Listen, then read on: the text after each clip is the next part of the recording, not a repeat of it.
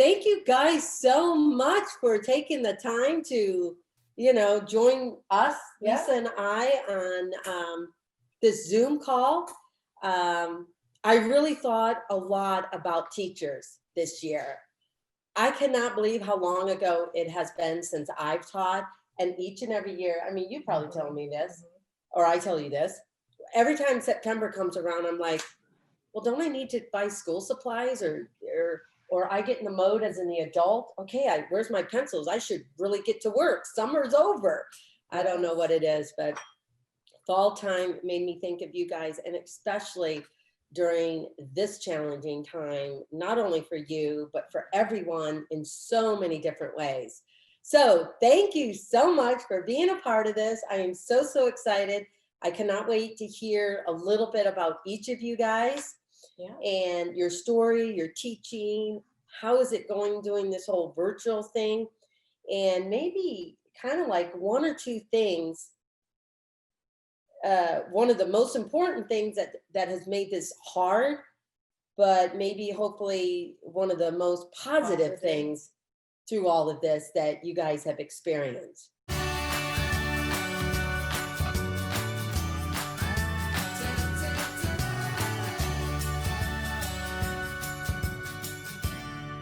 I am getting older, so I don't know. I can see better with reader glasses and just a little housekeeping. So Amy and I get COVID testing done. So that's why she films with me. We're here together. So that's the reason why we're not wearing masks, but we are careful. We have our pods, and so we try to stay very careful with everything. But we have been COVID tested before this, so you know that we're not just on here being irresponsible. It's amazing when you're on social media now. To me, it's like, I would hope that people are paying attention to who their circle of people are, and whether those people have been out and about and, being crazy, or, are they confident enough by having them in their, in their environment, in their home, that most likely, everyone is safe and stuff like that. So anyway, all right. Well, I will stop talking because I want to hear more about you guys. Yeah. Lisa's going to introduce you, and maybe you can say a little bit about yourselves and stuff like that. So let's start with Abby. Welcome. Who's Abby? Raise your hand. All right. Hi, Abby. Hi. So I'm from your home state of Michigan. All right. I'm a family consumer sciences teacher. It's my 19th year. We have 3 kids. And we live on a farm too, so we raise cattle. And so as watching your show, I always felt we like some similarities, with teaching and, the agriculture. And it has been challenging teaching life skills through a computer. What we're doing now, and it's really, really difficult to teach hands-on through a computer.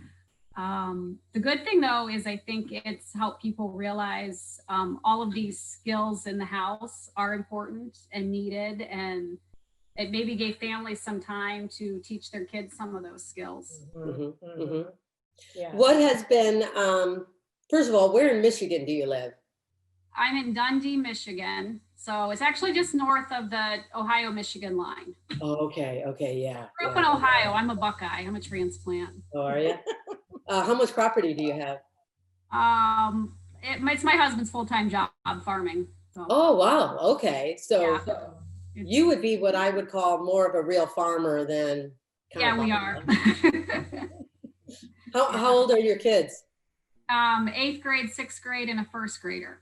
Oh. And I'd like you all to share, if you do have kids, when we get to you, how has having to be a teacher virtually and also try and monitor your kids, are they on the computer? Are they following their classes or whatever that may be?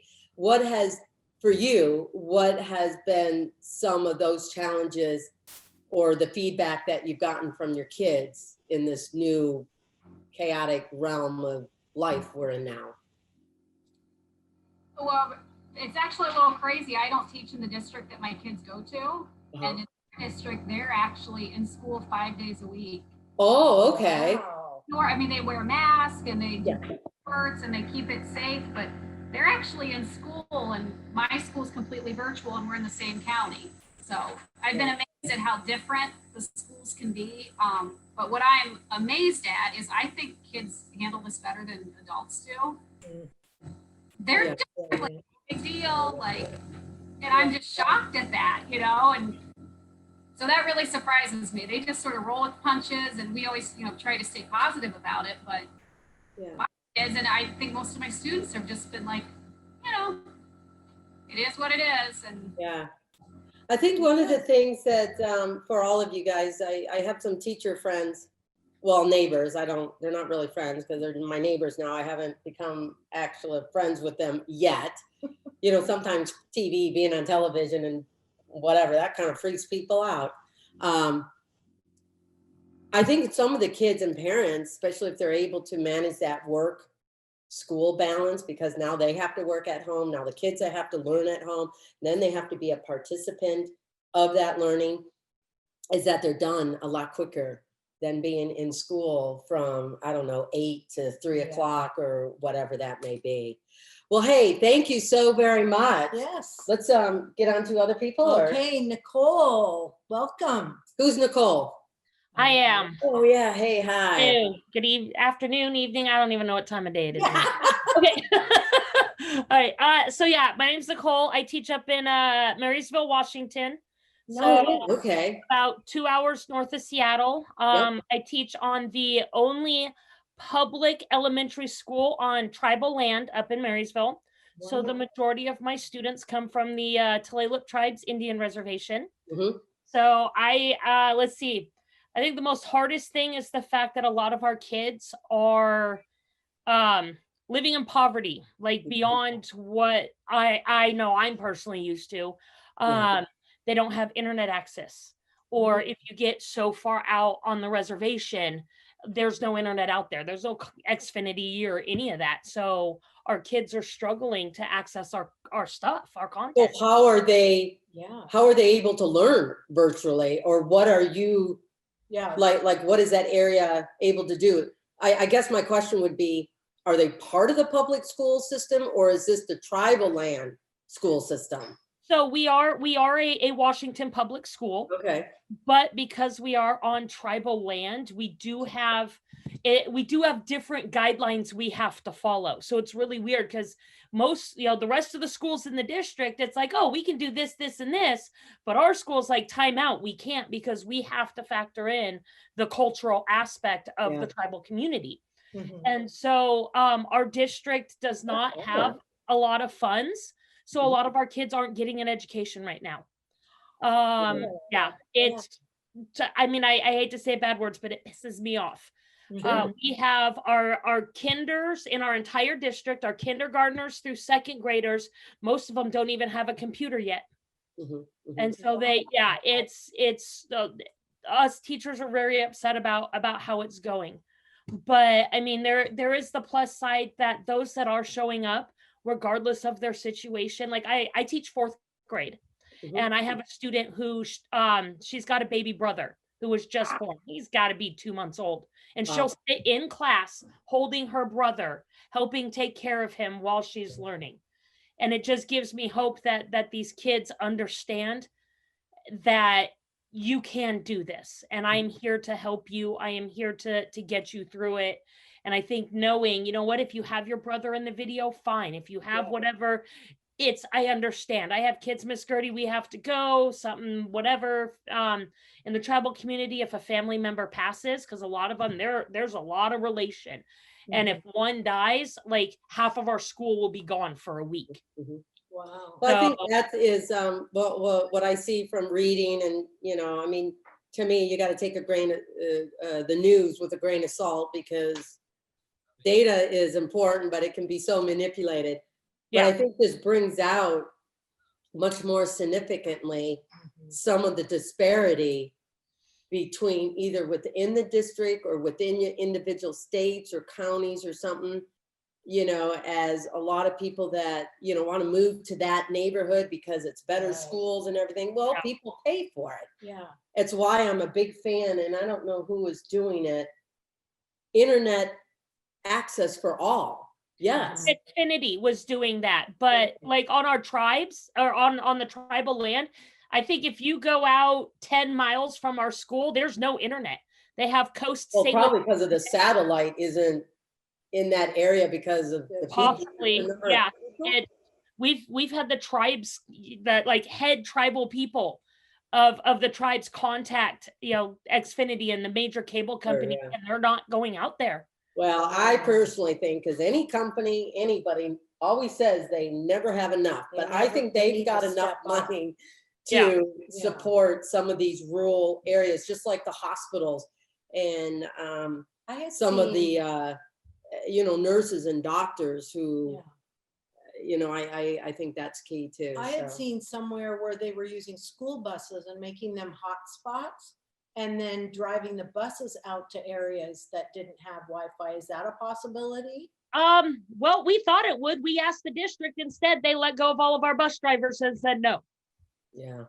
It's and as much as, I mean, in the back of my mind, I'm like, this is, it's a shit show, basically. Sorry for the language, but it's chaotic. We're understaffed. You let everybody go. There's all of this. Why am I in this district? And then I see one of my kids and I realize this is why I'm here. Well, that's why I really wanted to, have, all of you teachers on, because you do come from different areas. You are experiencing different things. Some of you may be experiencing like, okay, yeah, I'm doing it virtual. To me, that's like a big, huge learning curve in my book. Yeah. But there are some that the transition, I'm not going to say easy, but it hasn't maybe been as difficult, where in other districts or other people, wherever you are at, such as you, the realization of some of the inequities, that it's easier when you're in person, but virtually it becomes much more difficult, whether you are in the inner city or whether you're in the rural area. But to me, the most important thing is, just like any field, there are so many great teachers.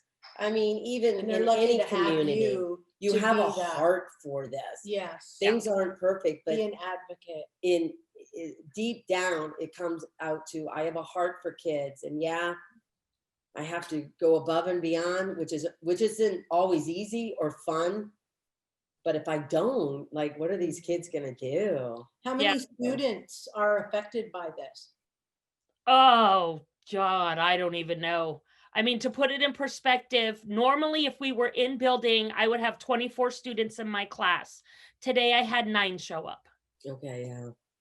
And it breaks my heart because what are the others? The 24, 9, 13, students able to do? Yeah. Well, what I do for my kids is I know a lot of technology. I live in a different district than what I teach. I teach in one of Washington's better districts. So I know a lot of technology. I mean, like I have a whole setup. I have my iPad that I use as my dot cam. And so I actually record my lessons before the school day starts, and I will post them up in Google Classroom. So if the kids can't access it during the day for whatever reason, when family gets home from work, then if they can get to a place with internet, then they can just pull up the video and still get. To me, I find that to be very good, because you are teaching in a district that may not have much, but you have access in an area where you are at, that you can, whether we call it creativity, innovative, or ways as best you can in the circumstances to do what you want. Hi, thank you so much for watching this video. I hope you are enjoying it, and I would really appreciate it if you liked it and subscribed to it. And don't forget to click that little bell up there, and you'll be notified of future videos that are new and coming on my YouTube channel. So thank you so much for that. And I would really appreciate it if you shared the video and let other people know, and encourage them to subscribe and like the videos as well. So anyway, thank you, and back to the video. Well, let's make sure we get, to everyone else. Thank you so much, Nicole. We'll have kind of a roundtable later. Yeah, y'all can ask each other questions. Okay, Ricki, welcome. Who's Ricki? Oh, there you are. Hi. Hi. I'm Ricki Rodriquez. I teach in Louisville, Texas. which is a suburb of Dallas. Okay. I teach at a Title I school, so it means that the majority of our kids live under poverty. And I teach third grade dual language. I'm the English side. So when the kids are with me, they're only learning in English. But then the next week, they'll be with my partner teacher who's teaching in Spanish. And so I can handle that. Yeah. I can teach yeah. Same. not I'm a like, dual language. when I do parent conferences and they see my last name Rodriguez, they just start talking Oh, Spanish yeah. to me, and I'm like, I Oh, don't know Spanish. I'm sorry. oh, it's a great program. My son was in It that really from K to 8. So yeah. Yeah, How I long have love you been it. teaching? This will be my 4th year teaching. Okay, great. Our Title I, and I'm sorry, Title I is Free and reduced lunch. free and reduced lunch. Mhm. Are they, I'm going to assume, and this is bad because I shouldn't assume anything. Are they mainly, a lot of them Hispanic that fall into your group of students, or are they a mix of different In cultures? my class, yeah, we have a lot of different cultures because we are located pretty close to the DFW airport. So I actually have a lot of kids who are from Venezuela. Okay. What's really awesome about dual language, it's not kids who are trying to learn English. It's also for kids who are trying to become bilingual and learn Spanish. So it's a mixed culture, but our school is African American, Hispanic, white, and Chen. We have so many different cultures. It's amazing. Like we have translators for everything, and I think it's so awesome that our district like provides that for us so that we can connect with our families. Mm-hmm. Well, I would assume because you're so close to Dallas, which again, every district is different. I don't care if you're part, a suburb of a major, city or not. I would assume that you have, because you're so close to Dallas, resources that are a little more available to you than maybe to Nicole, because she's on. Sometimes, unfortunately not. We don't get as much as the grants and everything else as Dallas ISD, but our school district works so hard for us to provide us with the most that we can. But, we're still trying to get those grants, but we're not, we have a lot, like our district, like I said, gives a lot to us and tries for us as much as they can. But yeah. Great. And so kind of like with Nicole, my school, like a lot of kids, come from budget suites and live in budget suites and the apartments. And so we're always there just trying to provide as much as we can for those kids. It was hard too during remote learning. Fortunately for us, we started a first few couple of weeks with remote learning, and now we're in person, and you're in person with your students. Yeah, now I am. We started September 8th. We started in mid-August and it was remote, and then we transitioned September 8th. So we're like in our 4th week of in person. Wow, 5 days a week? Yes. How is that going? Or I guess, I don't know, do we even? Fortunately for me, it's hard because I don't get to see all the kids that I saw in 2nd grade come up to 3rd grade, because a lot of them, they had the option in Texas to either choose virtual or in person. So the majority of dual language, which is mostly the Hispanic background, they chose to be virtual. So it was in normal circumstances, I would have about maybe 20 kids each week that switch. But now I have 10, maybe 7 in the other class that we switch. And so, it's a very safe environment. Yeah, we're all wearing masks. We have desk shields. Our district is amazing, and safety protocols. They've done everything to make sure everyone feels safe and is safe. So if some of the students are doing virtual and some of them are in the classroom, are you having to do both? No, we have staff split. So my 3rd grade team is normally 6 people, all in person. We have 2 that are virtual, and 4 that are in person. And we actually recruited another person who is bilingual to help us with the dual language that's virtual. Yeah. I know you'll probably say yes to this, but I don't know. I want to ask it anyway. You're only 4 years into this whole teaching thing. You think you're going to go on to some of the others, 10 years, 12 years teaching? I think so. I love it. I'm the number one thing for me is building relationships. And this is now more than ever so important to build those relationships right now. And I came from a really good, solid background in college for my teaching programs. And this is what I was meant to do. This was my calling. Like You I have any love kids? teaching so much. No, I don't have Okay. any kids. No. Okay. Well, you never know. Some may be on the way one day. Yeah. Well, yeah, maybe. And I will say, I'm a grandma. I can say that. yeah. My son was in the dual language program as well, and he became fluent in Spanish, and we don't speak Spanish, but it was great getting all the kids together instead of having Spanish learning English as a second language. Instead, it made everybody's confidence, and a lot of the kids speaking Spanish would teach the English, so they felt they were empowered to teach that to their friends, and it was a great program. So good. It it really is. The one thing I want to say that I love so much, especially the kids that come from foreign countries, I'm their first teacher ever in America. And so it's so awesome to like leave that foundation and be that first impression of what America is and like the school we're not so education. bad. We're not so We're kind of good. We're awesome. Oh, well, thank you so much, Ricki. Yeah, thank you, No Ricki. problem. Okay, Gabriella or Gabriella? Gabriella. Gabriella? Or just Gabby. Gabby. Gabby, Okay. got it.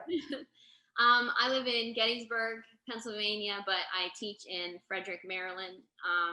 This is actually my first year out of the classroom. I was teaching in a rural middle school, language arts. I was teaching language arts, and now I teach in a city school. I'm the media specialist, so I'm the librarian. This is my first year doing that. And it's a similar situation. It's a Title I school, 64% Hispanic, and we are full virtual. So we don't see our kids. We have about 5 kids come in a week just to help. But the kids are all walking distance. They walk to school if they need help. I've started passing books out safely, obviously. Yeah. So it's a learning curve for me because it's totally different school and it's virtual. I teach a couple days a week, but I don't get to see the kids, and you're a teacher for That's the always kids. the hardest. Yeah. I have a sense with all of you, if you're not able to see the kids. I mean, even the Zoom call. I mean, it's a miracle that we're able to do that. Businesses talk to people all over the world through Zoom call, but there's just nothing. I will never agree that there's nothing more important or better than if you can meet in person. Yeah. So it's tough. I do the morning announcements every day though, so they all see me. All 500 of them get to see me in the morning, so that's nice. But I have a 3-year-old daughter, and she's gonna start preschool in October. And here they're in person, so she's gonna go. So you're gonna send her out. You're not gonna teach her preschool, huh? I know. I was thinking about it. I'll be teaching preschool this year. Our preschool kids haven't been able to start because we don't have our county doesn't have enough computers for them. Okay. So they can't start, but she's going to be going. I'm sure at some point you'll hear her, or at least she'll make an appearance. That's fine. But it was hard in the spring when we were doing virtual, because as soon as we closed down, we were full virtual for the rest of the spring. And she liked having mom home. So when I started back, because I have to go back into the school. Okay. She's had a hard time with that.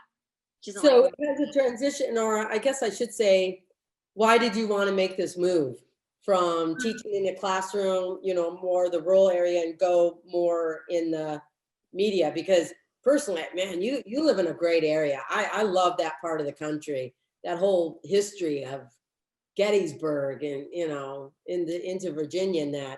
Anyway, what made you want to just switch it up? I was nervous about switching it early on in my career. Like my first year ever of teaching, I had a principal, and during my first meeting with her, she sat me down and she's like, "You're a great teacher," and she goes, "Don't limit yourself." And she goes, "Even though you're comfortable here," she's like, "expand." She goes, I want you to pick something that you want to do when you're, to study, to further your education." And I stuck with it, and I've done well. So it was good advice. At the time, it made me cry, but it's good advice. That's awesome. I'm assuming, even though you are more in the media area type of thing, I assume you could go back to teaching in a classroom with a full classroom. Yeah. I assume, right? At any time. So if I decide this year maybe it wasn't for me, I can switch back. Now, do you have to keep up your teaching certificate in order to do that? You do. And even as a media specialist, I'll still have to. So I think it's 6 credits every couple of years you have to get. I was just I think curious, each yeah. state has their own criteria. I'm sure they for- do. For Yeah, teachers. I know we have certificates here that they have to keep up. In yeah. Washington, it's different, I think. Which is, well, I don't know. I think each state has Has their own. and it should be somewhat like that, because not each Yeah. state is the same. If Mhm. you blanket it with, this is how you got to teach everybody. Yeah. I'm not sure if you guys all would like that. I don't know. I love the freedom of choice, but having structure around Mhm. those choices so that everyone isn't, going in 50 million directions. Continuing education. Okay, our last but not least, Debra. how you doing, Debra? Unmuting. I'm great. How are you? Doing good. Welcome. How are y'all? So Ricki, Texas, East Texas, Tyler. All right. Yeah. I teach at a school for children with learning differences such as dyslexia, dyscalculia, dysgraphia. We have students high functioning autism, anxiety disorders, those type things. Mhm. I've been teaching for about 25 years. Oh, wow. I have 3 children and was teaching in the public school system. All 3 of my children have dyslexia. All 3 of my children have ADHD. Yeah. And so, as do I, they get that from their mother. But I became a certified academic language practitioner and made the move from teaching gifted and talented children to teaching the other group of gifted and talented children that go so often unrecognized because they struggle with their learning difference. And a lot of times that's what people see, what the teachers see, because unfortunately, that's not something that all teachers are trained to recognize and to deal with. My children really had a lot of struggles, and then a friend of mine decided, who was an administrator at a local school here in Tyler, decided to open up a school similar to Shelton, the Shelton School down there in Dallas. I don't know, Ricki, if you're familiar with that. And so we're modeled after Shelton. And so that's what I do. I get to help those children see their potential and realize, coming from a place of feeling dumb and defeated, to helping them realize that they are super smart and awesome and they can do it. They just need to develop some different pathways to get there.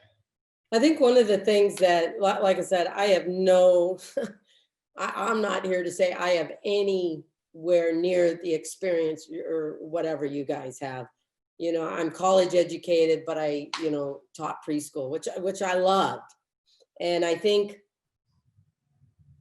talking to other teachers, what I have found, unfortunately, from when I was growing up being taught to how kids are being taught now, teachers have what seems to be a lot more responsibility, but it doesn't necessarily come with the authority to be able to manage that authority at a level that could maybe benefit your classroom or your students to your full potential, but also to them, which I find very, very unfortunate. And correct me if I'm wrong, because this is just off the top of my head. I'm never a fan of political correctness, because I think it's limited our ability to communicate, to teach, especially for you guys, to individually help individual students instead of always grouping them together. And not every teacher is equipped to manage a mixed classroom of learning abilities. And where I think we maybe need not to specialize, because I don't like that. Lisa and I have done a lot of work with the Amy Roloff Charity Foundation, and I have seen benefits of having those with disabilities, learning disabilities, physical disabilities, whatever. They have excelled by being in that environment. And we have to set certain expectations of what their capabilities are, not just only what their capabilities are, but how can we reach to a higher level for them. Of course, it's going to be different than the able body and the student that fits in, call it the norm if you want, that, follows protocol and just is able to excel and stuff like that. That disabled kids do reach a certain potential than we ever thought that they could reach because of being in that environment. But like you, Debra, I think every school district needs teachers that specialize in that, because a teacher that's teaching, 30 kids in a classroom or 20 or whatever it is, that's a lot for one individual, even if you have a teacher assistant, in my opinion. Yeah. Well, so you've really touched my heart, Debra, because my son in kindergarten sat in a corner all year. The next year I became the PTA president because I wanted to see what was going on with the school and what was his learning situation. By third grade, I worked with teachers. By third grade, he would be asked to write a paper off the board, write sentences off the board and write a paper. Well, he'd rip up the paper and throw it in the garbage. And they said, oh, you have a defiant kid. And it was not defiance at all. And he had dysgraphia. So he was taught a different way and a different approach. And he's 20 years old now, and he has his private pilot's license. He flies airplanes and is going to college. So there's a place for every student and different learning environments and different types of learning. But each district has to recognize that we can't just teach all students in the same way. Right. And that takes money. I realize it takes specialties and it takes experience, but just like you, Lisa, all 4 of my kids went to a private school in their early years. And I chose to continue on with that in high school because education was so important to me. And I'm not going to get into, what I experienced in public school, which wasn't horrible, but it's what I saw anyway. But my youngest son went to the public school for high school, and he aced all the tests. He got A's on all of them, but he didn't get an A on the report card because he didn't do the homework. And I know from talking to so many other people, kids learn at different stages, and sometimes the homework helps them because some people don't take tests as well as others, or for whatever reason. But I was like pissed because now my son, like I said, I'm not going to get into that, but I'm like, if he passed the test, isn't that a way of like, doesn't he know the stuff? Right. Because to him, it's like, this is tedious work. I know it. Socially, he was in a different realm socially. Yeah, he was. Yeah, it was just he was a quiet boy. All the teachers, said he was a great kid. He'll answer a question when he's asked and everything, but he wouldn't do his homework. In his mind, coming from a private school, going to a public school, at this particular public school, like I said, I'm a fan of public schools. Do not get me wrong. Community colleges and everything. Mm-hmm. But there was such a much more of a variety of students that he was like, I cannot believe these kids are acting the way they do. I cannot believe the teacher is not like, one time, out the door you go. Like, he wasn't used to the lack of discipline. And that told me, because you guys have so much more responsibility, but you lack the ability to have some of that responsibility to really tell these kids, you're not getting it at home, or whatever the situation may be. In here, this is the way it is. You have these kids so much longer than some of these parents have them. Yeah. Anyway, that's my personal opinion. This is a heavy duty conversation, and I'll tell you, I could go on and I want to hear more of your thoughts. I don't know if you made this recipe, but because of lack of time, who made it? Did anyone make it? Okay, that's fine. No. Still grading paper, so. No, it's all good. I hope you do, and let me know what you think about it. I love this granola. I love trail mix. Some of you guys may be gluten-free and all that other stuff, so maybe you know better modifications to this. My father is in town. He drove all the way from Michigan, Abby. He's 91 years old. He stopped off in Nebraska to do a reenactment. He does a lot of these reenactments, muzzle loading, buckskins, you know, and all that other stuff. Everything's got to be like it was back then. Sleeping on the ground, the tent has to be all cotton, all that other stuff. Anyway, it was kind of, he didn't want to venture on this trip. He goes, I'm too old for a venture. That means something went wrong. But then he stopped in Colorado to see my brother, and now he's here. He leaves tomorrow. He's been here for about 4 days. So I thought granola would be a good thing because I like it. I'm in the car going somewhere. It's a quick energy, snacky, good thing. Kids, packing in your kids' lunch, going, obviously no one's going to sports games and stuff like that right now, but it is good for that. What's in over it? Yogurt, over ice cream. What's in this yogurt? I know. Or I mean this granola. I use whole oats. Don't use the instant oats. These toast up better and they cook well and they're a little more chewier. You can use whatever nuts you want. I use the typical walnuts, pecans. I like slivered almonds, but I didn't have any, so I use sliced almonds.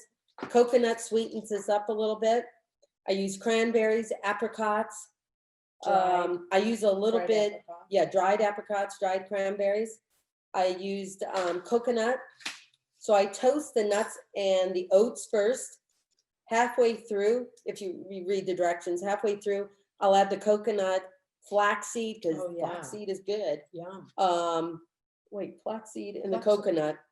Slivered almonds I added, but if I had, sliced almonds, but if I had sliver almonds, I'd add them with the nuts. Anyway, I add the coconut and the flaxseed later. Anyway, I had this in the oven. I toasted it, brought it out, made a little sauce for it, which is butter, brown sugar.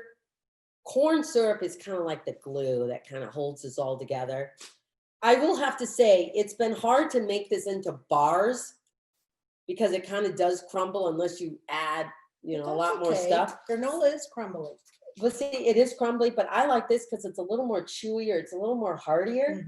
And you just take a little Dixie cup or a little cup and, you just eat it. Yummy. Anyway, I'm going to put this in the oven because after you pour the sauce over it, cook it for about 15, 20 minutes. So by the time we're ended this, I'll bring it on out and she's going to have it because I don't care what diet or exercise she's doing. I always am the taste tester. So keep talking. All right.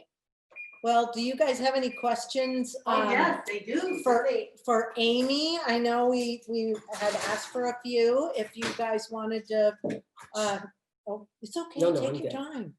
Okay. She's all excited. Do you know what we have in this cup? I love this cup. This is like a camping cup. We have this at Amy Roloff's little kitchen. When Lisa came over and showed me all of this new stuff samples that's coming on our site, I'm like, oh, perfect. Because every Zoom call we have, and since it's kind of like a camping cup, or we call it a camping cup, we're putting camping juice in this. Now we're women. Can you all guess what it is?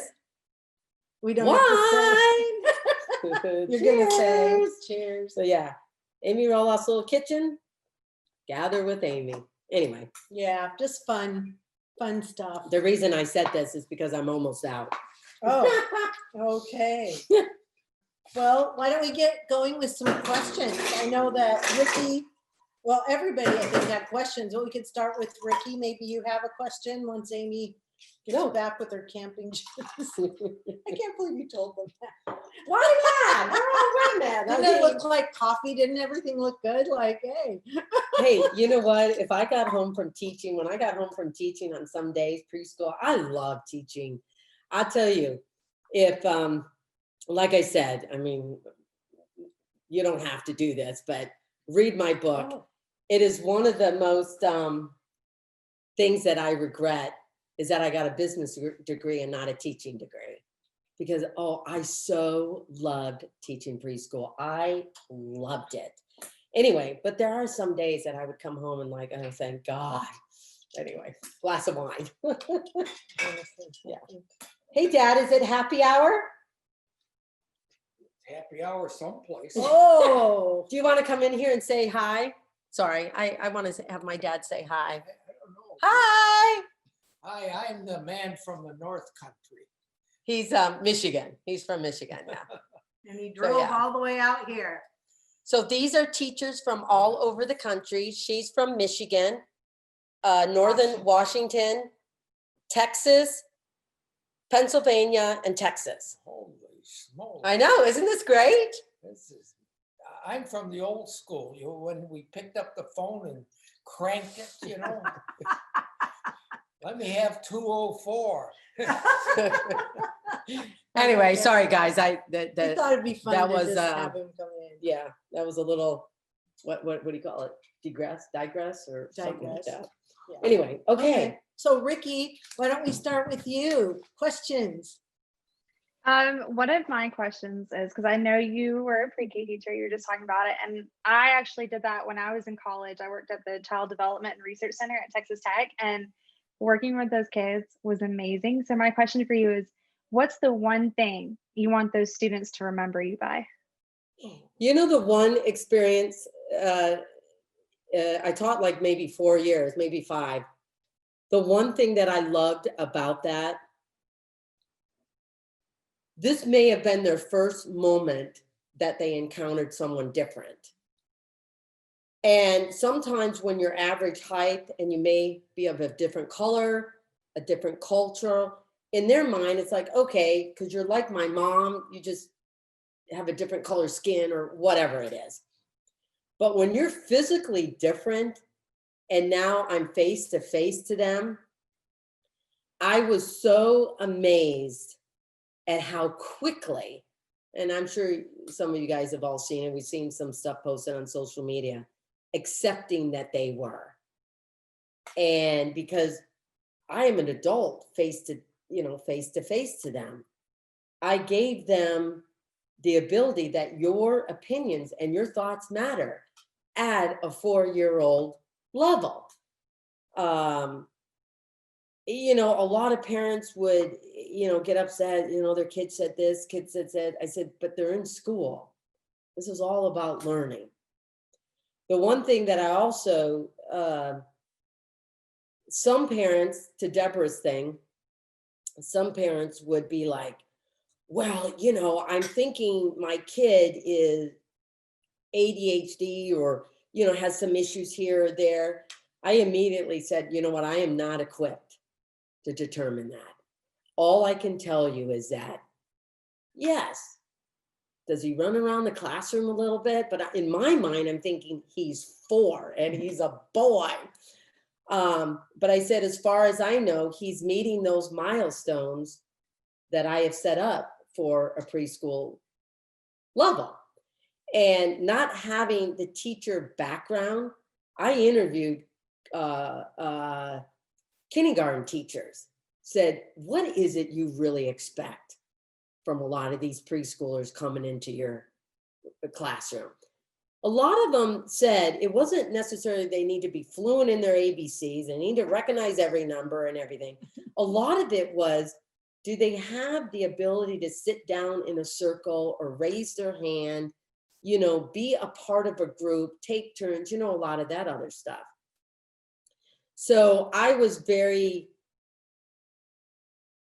liked the opportunity to give them an experience of a teacher that was different, and it may be their one and only chance of that. And I wanted it to have a good, fun experience.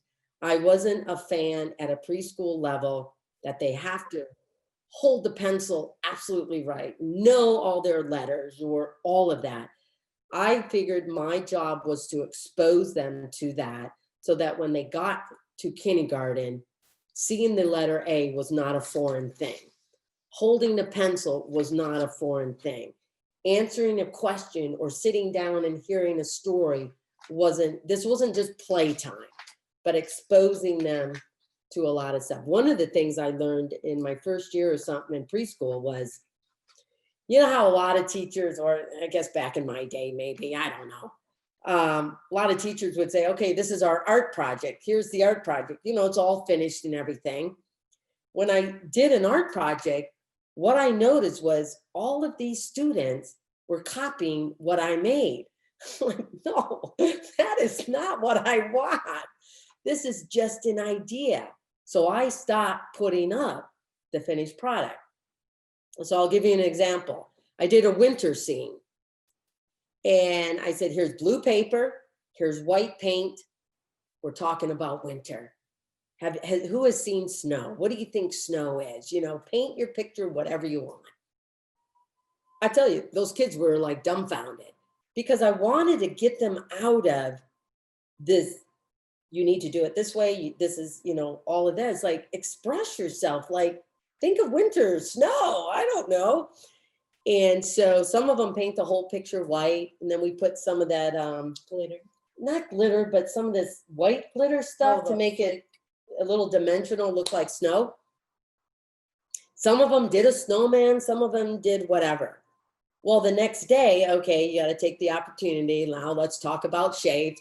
I'm staying up till 2 o'clock in the morning, cutting out circles, cutting out triangles, cutting out rectangles for a snowman. I gave them their pieces. I said, use whatever you want. This is a snowman. And some of them built a snowman because some of them are structured like that. Here's the circle, here's the circle, here's the circle, here's the hat, here's the thing. Other ones were like, you know, they all over the place. And then I went around, it's like, okay, what's your winter picture? What's your snowman?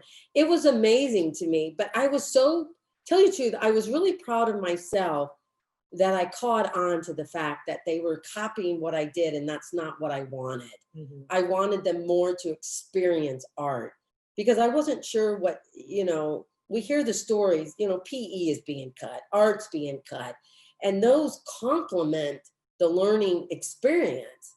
And so I just was really proud. I know this is a long answer. I am so sorry. But I love that moment though. That's good. I was just so proud of the different stories. Oh, my snowman's melting. Yeah, that's the thing. My snowman's melting. No, not yet. Okay. Or, you know, it opened up to them to tell the story of what they created in a winter scene. Anyway. Yeah. So to me, it was an experience of recognizing that someone's different, but I'm not like them, even though I'm talking to them face to face. I am still the adult and I'm still the teacher. And yes, what I say goes.